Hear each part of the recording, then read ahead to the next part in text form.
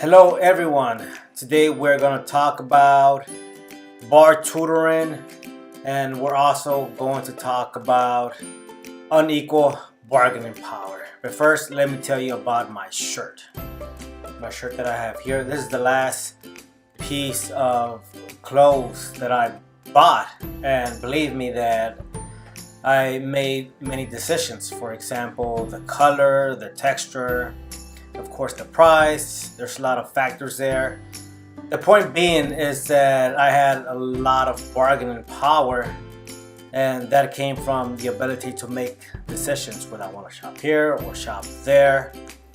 Okay, and the reason I mention that is because when we go to law school or when we are studying for the bar exam, a lot of that bargaining power seems to just vanish. For example, the style of teaching is just one-sided.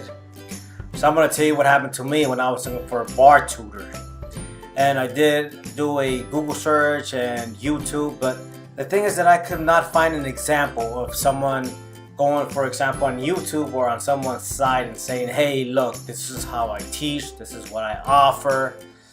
So I had to look for recommendations. And what ended up happening was that I ended up paying a lump sum. And at the end of the tutoring session, the person that was tutoring me turned out to be more of a grader than a tutor. So I was really paying to get my essays graded. But hey, I knew they were lousy. So why would I want that? I want someone to tutor me. I want someone to say, hey, look, here's what you're doing wrong, and let's fix it.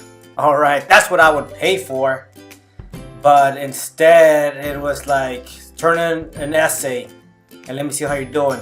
Well, I failed previously, so why wouldn't you ask me to just scan a copy of that? I'll send you that, because I'm lousy. I was lousy at the time. But I had to turn that in and all that. And of course, that goes back to that feeling of not having equal bargaining power, not having that choice. So I said, okay, I'm gonna be a bar tutor. Okay, so here's what I offer here. So when you approach me, I want to say, hey, look, let me see what you already have. Because I already know if you're coming to me, you're doing something wrong. So I'm gonna look at your previous work. And then before you submit something, we're gonna sit down, okay, through the internet. And if you have some kind of deficiency there you want to discuss, we'll talk about it for about 15 minutes.